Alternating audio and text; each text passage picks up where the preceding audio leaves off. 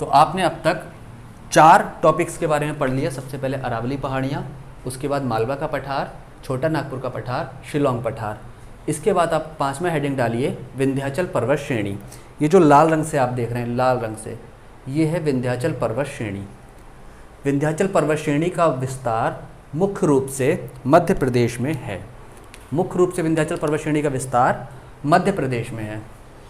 विंध्याचल पर्वत श्रेणी के अंतर्गत 3 पर्वत श्रेणियों को सम्मिलित किया जाता है।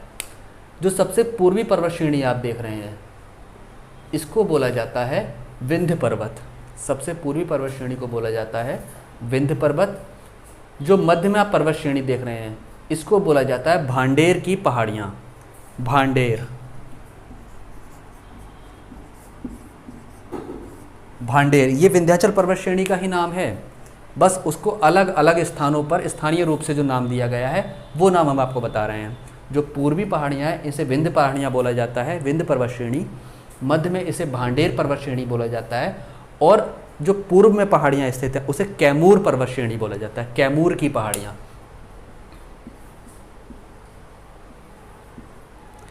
कैमूर की पहाड़ियाँ यूपी के सोनभद्र तक विस्तृत हो गई हैं। कैमूर की पहाड़ियाँ यूपी के सोनभद्र तक विस्तृत हो गई हैं। अभी कुछ महीनों पहले आपने न्यूज़ सुनी होगी कि यूपी के सोनभद्र में सोने की खान का पता चला है।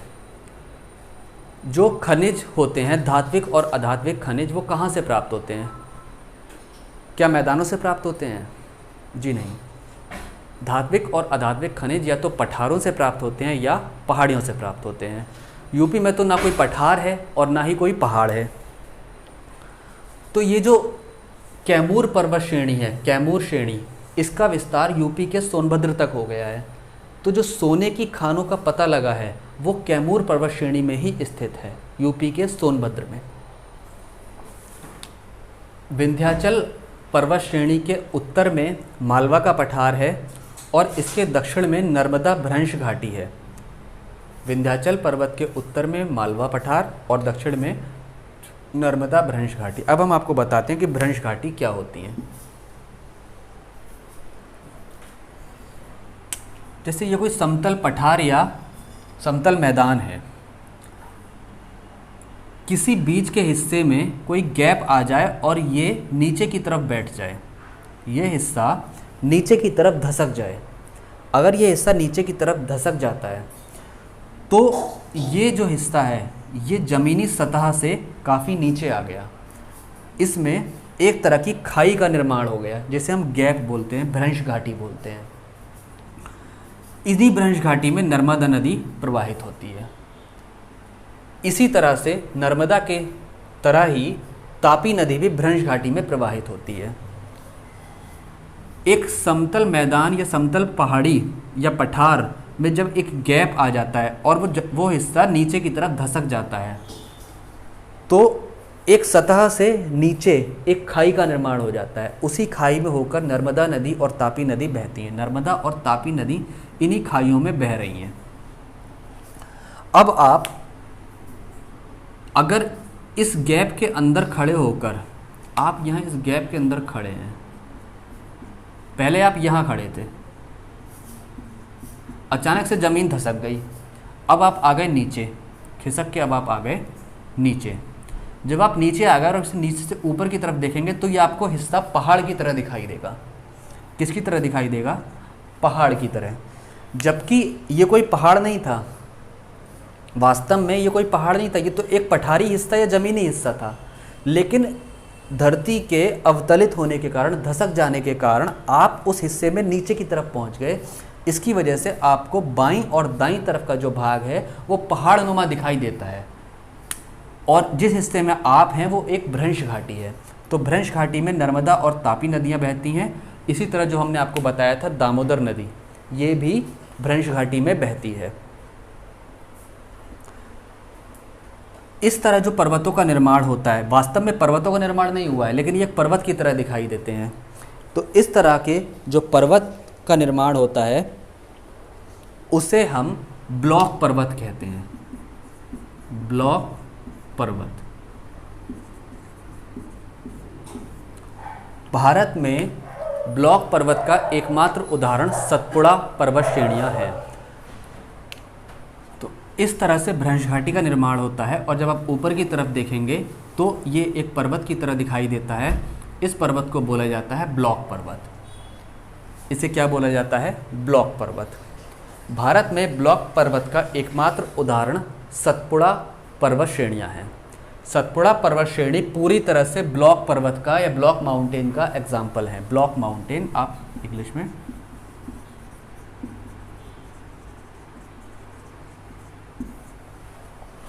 ठीक। विंध्याचल पर्वत श्रेणी के उत्तर में मालवा पठार, दक्षिण में नर्मदा भ्रंश घाटी। अब विंध्याचल पर्वत के बाद आप हेडिंग डालेंगे सतपुड़ा पर्वत श्रेणी। विंध्याचल पर्वत के बाद आप हेडिंग डालेंगे सतपुड़ा पर्वत श्रेणी।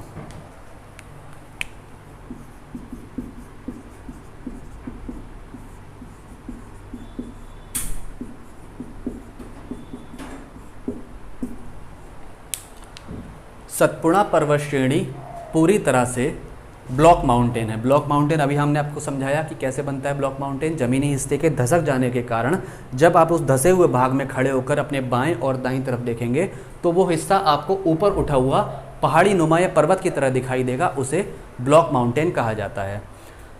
तो सतपुड़ा पर्वत श्रेणी पूरी तरह से ब्लॉक माउंटेन का उदाहरण है। सतपुड़ा पर्वत श्रेणी के उत्तर में नर्मदा भ्रंश घाटी है। ये नर्मदा भ्रंश घाटी है।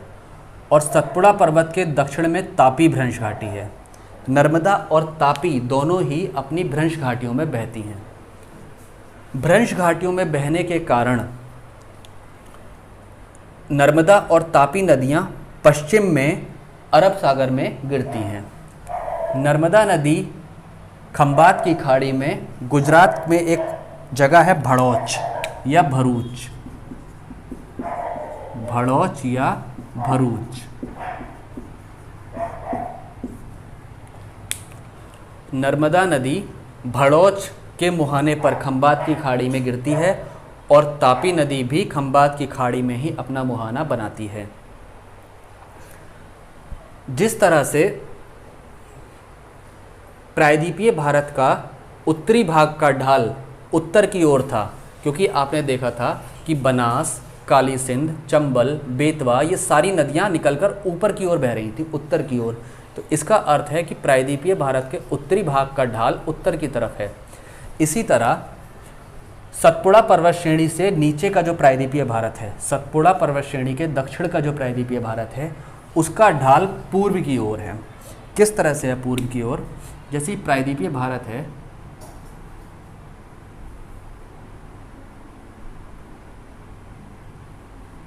ये पूरा प्रायद्वीपीय भारत है। नदियां पश्चिमी घाट से निकलती हैं। सतपुड़ा पर्वत श्रेणी के नीचे जो पश्चिमी घाट पर्वत श्रेणी है, यहाँ से नदियां निकलकर पूर्व की ओर प्रवाहित होती हैं। जबकि आप देखेंगे पश्चिमी घाट से ये गोदावरी और कावेरी नदियां निकल रही हैं। गोदावरी और कृष्णा नदियां पश्चिमी घाट से निकल रही हैं। ये अरब सागर में ना गिरकर बंगाल की खाड़ी की तरफ बह रही हैं। जबकि इतना लंबा रास्ता तय करना बहुत ज़्यादा मुश्किल है, इतना छोटा रास्ता तय करने के कंपैरिजन में। ये इतना लंबा रास्ता क्यों तय कर रही हैं? क्योंकि इस भाग का जो ढाल है वो पूर्व की ओर है, नदियाँ इस ओर प्रवाहित होती हैं। गोदावरी और कृष्णा और कावेरी नदियाँ पश्चिमी घाट से निकलकर पूर्व की ओर बंगाल की खाड़ी में अपना मुहाना बनाती हैं। इसके विपरीत नर्मदा और तापी नदियाँ पश्चिम की ओर प्रवाहित होती हैं। पश्चिम की ओर प्रवाहित होने का रीज़न आपको समझ में आ गया? क्योंकि ये दोनों ही नदियाँ अपनी भ्रंश घाटी में बहती हैं। भ्रंश घाटियाँ बहुत गहरी गहरी होती हैं, वो गहराई में बहती हैं। इसलिए भ्रंश घाटियों में बहने के कारण ये अरब सागर में गुजरात के पास भड़ौच में नर्मदा अपना मुहाना बनाती है और तापी नदी खंबात की खाड़ी में अपना मुहाना बनाती है। जिस तरह से विंध्याचल पर्वत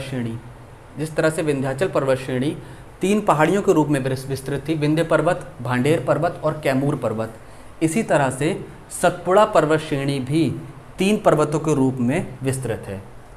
सतपुड़ा पर्वत श्रेणी भी 3 पर्वतों के रूप में विस्तृत है। सबसे पहला है राजपीपला पहाड़ी, जो सबसे पश्चिम में आपको दिखाई दे रही है, यह है राजपीपला पहाड़ी। इन्हें हम राजपीपला पहाड़ियाँ कहते हैं। राजपीपला पहाड़ियों के पूर्व में महादेव पर्वत श्रेणी है और महादेव पर्वत श्रेणी के पूर्व में मैकाल पर्वत श्रेणी है। राजपीपला, महादेव, मैकाल, मैकाल, महादेव, राजपीपला। महादेव पर्वत श्रेणी की सबसे ऊंची चोटी, महादेव पर्वत श्रेणी की सबसे ऊंची चोटी धूपगढ़, धूपगढ़ पर्वत शिखर कहाँ स्थित है? सतपुड़ा पहाड़ियों पर। अगर सतपुड़ा पहाड़ियाँ नहीं दिया जाएगा तो महादेव पहाड़ियों पर। ये तीनों मिलकर सतपुड़ा पहाड़ियों का निर्माण करती है, मैकाल, महादेव और राजपीपला, लेकिन स्थानीय नाम इनके अलग अलग हैं। तो महादेव श्रेणी की जो सबसे ऊंची चोटी है उसका नाम है धूपगढ़ पर्वत श्रेणी।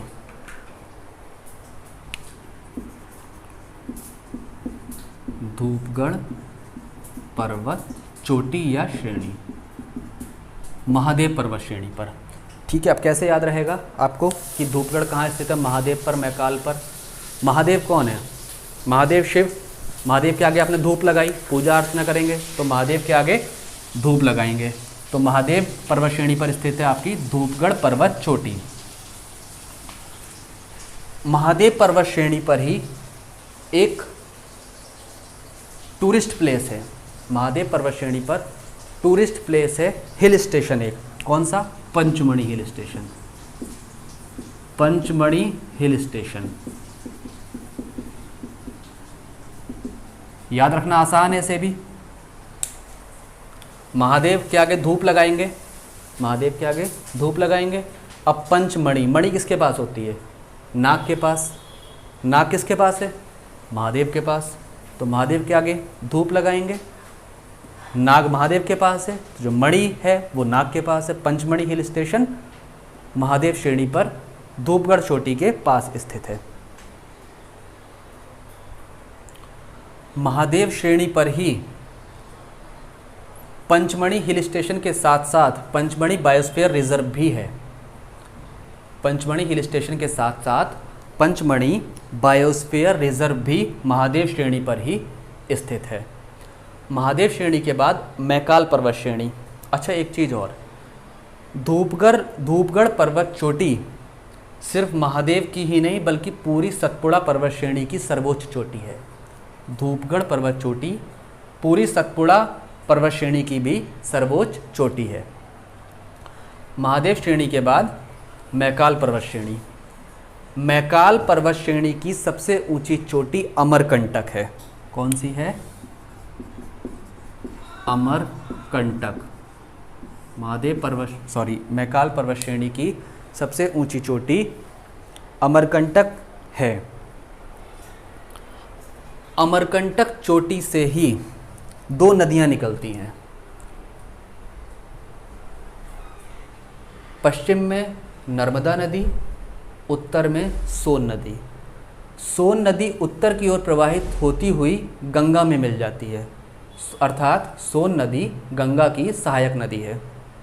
और नर्मदा नदी अमरकंटक से निकलकर अपनी भ्रंश घाटी में बहती हुई विंध्याचल और सतपुड़ा पर्वत श्रेणी के बीच से होती हुई खंबात की खाड़ी में गुजरात के भड़ौच नामक स्थान के पास अपना मुहाना बनाती है। ये लाइन आप पूरी एज इट इज़ लिख लीजिए, क्योंकि इस एक लाइन से 5-6 क्वेश्चन फॉर्म हो सकते हैं। नर्मदा नदी मैकाल पर्वत श्रेणी की अमरकंटक चोटी से निकलकर पश्चिम में प्रवाहित होती हुई विंध्याचल और सतपुड़ा पर्वत श्रेणियों के बीच में खंबात की खाड़ी में गुजरात के भड़ौच नामक स्थान के पास अपना मुहाना बनाती है। ठीक। सतपुड़ा पर्वत श्रेणियों का विस्तार मुख्य रूप से 3 राज्यों में है, गुजरात, महाराष्ट्र और मध्य प्रदेश। सबसे पश्चिमी जो पर्वत श्रेणी है वो गुजरात में है, उसके बाद थोड़ा सा हिस्सा इसका महाराष्ट्र में है और उसके बाद जो बचा हुआ भाग है वो मध्य प्रदेश में है। सतपुड़ा पर्वत श्रेणी के बाद आप अगला हेडिंग डालेंगे डेक्कन प्लेट्यू, दक्कन पठार या Deccan plateau, Deccan plateau. Deccan plateau का निर्माण मुख्य रूप से दक्कन क्रम की चट्टानों से हुआ है। डेक्कन प्लेट्यू का निर्माण मुख्य रूप से दक्कन क्रम की चट्टानों से हुआ है। जब हमने आपको चट्टान पढ़ाया था तो चट्टानों के विषय में हमने आपको विस्तार से बताया था कि कहाँ पर कौन सी चट्टानें स्थित हैं। तो आपको अगर और ज़्यादा विस्तार से समझना है तो आप चट्टानों वाला वीडियो देख लीजिए, उसमें आपको समझ में आ जाएगा। इसका जो विस्तार है वो मुख्य रूप से इसकी स्थिति कहाँ कहाँ है, सतपुड़ा पहाड़ी के दक्षिण में, ये सतपुड़ा पर्वत श्रेणी है, सतपुड़ा के दक्षिण में, पश्चिमी घाट के पूर्व में और पूर्वी घाट के पश्चिम में। मतलब सतपुड़ा से लेकर पूर्वी घाट से लेकर और पश्चिमी घाट तक ये वाला जो ट्रायंगुलर शेप आप देख रहे हैं, त्रिभुजाकार आकृति, ये पूरा डेक्कन प्लेट्यू है। डेक्कन प्लेट्यू का निर्माण दक्कन क्रम की चट्टानों से हुआ है। दक्कन प्लेट्यू की जो प्रमुख चोटियां हैं या प्रमुख पहाड़ियां हैं, मुख्य रूप से 4 पहाड़ियां हैं। वैसे तो बहुत सारी पहाड़ियां हैं महाराष्ट्र में। यह है अजंता पहाड़ियां, अजंता पहाड़ियां। अजंता पहाड़ियों के बाद इसके अजंता के पूर्व में गाविलगढ़ पहाड़ियां, यहाँ हम लिख देते हैं अजंता पहाड़ियां। नंबर 2 गाविलगढ़ पहाड़ियां। इसके दक्षिण में गोदावरी नदी के नीचे, जहाँ से जिस रास्ते से गोदावरी नदी बहती है उसके दक्षिण में हरिश्चंद्र पहाड़ियाँ, हरिश्चंद्र पहाड़ियाँ, और हरिश्चंद्र पहाड़ियों के दक्षिण में बालाघाट पहाड़ियाँ, बालाघाट पहाड़ियाँ। ये चारों ही महाराष्ट्र में स्थित हैं। तो मुख्य रूप से दक्कन प्लेट्यू के अंतर्गत आपको कौन कौन सी पहाड़ियाँ जाननी है? अजंता पहाड़ियाँ, गाविलगढ़ पहाड़ियाँ, हरिश्चंद्र पहाड़ियाँ और बालाघाट पहाड़ियाँ। तो इनका नाम याद करना मुश्किल नहीं होगा, आसान ही होगा। अजंता, गाविलगढ़, हरिश्चंद्र और बालाघाट, चारों की स्थिति कहाँ पर है? महाराष्ट्र में ही है। दक्कन पठार के अंतर्गत ही ये पूरा दक्कन का पठार है। दक्कन पठार के अंतर्गत ही दंडकारण्य का पठार भी सम्मिलित है। दक्कन पठार के अंतर्गत ही दंडकारण्य का पठार सम्मिलित है।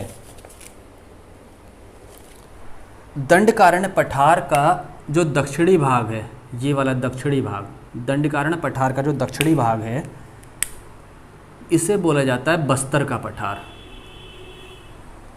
क्या बोला जाता है इसे? बस्तर का पठार। इसकी स्थिति मुख्य रूप से छत्तीसगढ़ में स्थित है, जहां पर नक्सलवादी हमले बहुत अधिक होते रहते हैं। भारत में टिन का एकमात्र उत्पादन का जो केंद्र है वो बस्तर का पठार ही है। टिन उत्पादन का एकमात्र क्षेत्र बस्तर का पठार, जो दंडकारण्य पठार के अंतर्गत आता है, और ये दंडकारण्य पठार दक्कन प्लेट्यू के अंतर्गत आता है। पूरा का पूरा दक्कन प्लेट्यू के अंतर्गत आता है। दक्कन पठार के अंतर्गत दंडकारण्य पठार की स्थिति मुख्य रूप से छत्तीसगढ़ और ओडिशा में है। दंडकारण्य पठार की स्थिति मुख्य रूप से छत्तीसगढ़ और ओडिशा में है। दंडकारण्य पठार मध्य प्रदेश और छत्तीसगढ़ की सीमा भी निर्मित करता है। मध्य प्रदेश और छत्तीसगढ़ की सीमा को निर्मित करता है कौन सा पठार?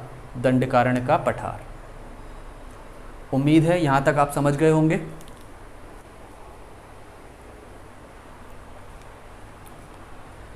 इसके बाद छत्तीसगढ़ में दंडकारण्य पठार के उत्तर में, दंडकारण्य पठार के उत्तर में जो महानदी बेसिन ये निकल रही है, महानदी, महानदी बेसिन का जो इलाका है वो थालीनुमा समतल सपाट इलाका है। महानदी बेसिन का जो इलाका है ये थालीनुमा समतल सपाट इलाका है। और ये क्षेत्र चावल की खेती के लिए बहुत ही प्रमुख है। पानी की कमी ना होने के कारण इस क्षेत्र में धान की खेती बहुत अधिक मात्रा में की जाती है। इसी कारण छत्तीसगढ़ को भारत में धान का कटोरा कहा जाता है। छत्तीसगढ़ में धान का कटोरा कहाँ कहा जाता है? महानदी बेसिन को। ये जो इतना क्षेत्र है, ये थाली नुमा आकार का क्षेत्र, ये समतल सपाट क्षेत्र है। यहाँ पर धान की खेती बहुत उच्च मात्रा में होती है और बहुत ही अच्छी क्वालिटी का धान यहाँ पर होता है। पानी की कमी नहीं है यहाँ पर। क्यों नहीं है? जो बंगाल की खाड़ी से उठने वाले चक्रवात होते हैं वो मुख्य रूप से आंध्र प्रदेश और ओडिशा तट से टकराकर यहाँ पर खूब बारिश करते हैं।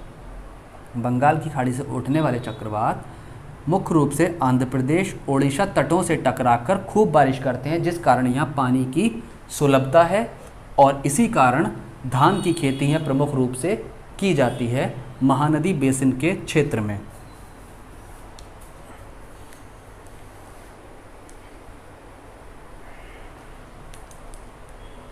छत्तीसगढ़ को भारत में धान का कटोरा कहा जाता है और यूपी में किसे धान का कटोरा कहा जाता है? यूपी के चंदौली जिले को।